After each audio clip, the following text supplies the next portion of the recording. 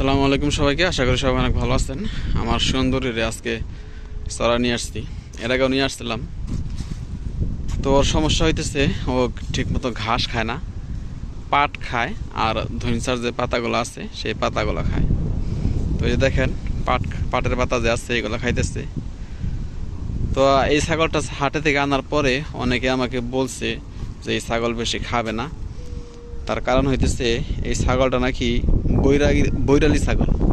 হ্যাঁ, তো আপনারা যারা ছাগল পালন করেন তারা জানায়েন একটু যে এই ছাগলটা ঘাস ঠিক মতো খাবে কি না। তো আমি এই ছাগলটা হাট থেকে আনার পরে ঘাস খুব একটা খায় না, শুধু পাটের পাতা খায় আর ধইনচার পাতা খায়। তো এই ছাগলটা নাকি বৈরালী ছাগল। তো বৈরালী ছাগল চিনবেন কীভাবে?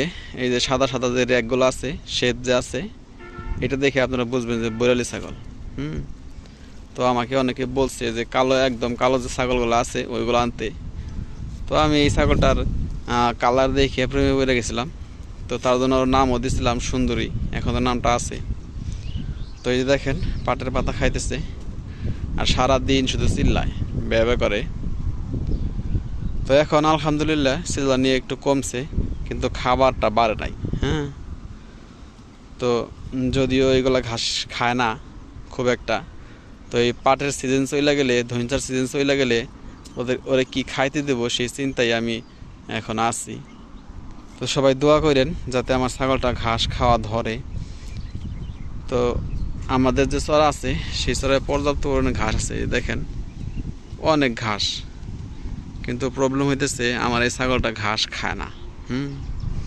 এত ঘাস থাকার পরেও এই যে পাটের পাতাগুলো আছে এইগুলোই খাইতেছে, ঘাসের মধ্যে মুখও দেয় না। তো এই হইতেছে আমার ছাগলটা নিয়ে সমস্যায় পড়ছি। তো নদীর পানি আজকে অনেক কমছে, গত কয়েকদিন ধরেই কমতেছে। তো এখন কমবে আর কি। হ্যাঁ, কয়েকদিন পরে হয়তো আবার বাড়বে, যখন মানুষজন ধান বোনা শুরু করবে সেই ধান খাওয়ার জন্য আবার পানি আসতে পারে।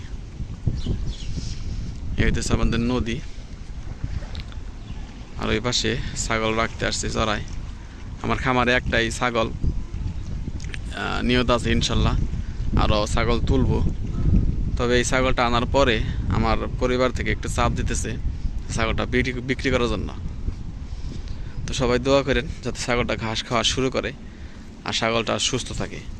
তো সবাইকে অসংখ্য ধন্যবাদ যারা কষ্ট করে ভিডিওটা দেখলেন। সবাই ভালো থাকবেন। আসসালামু আলাইকুম রহমতুল্লাহ।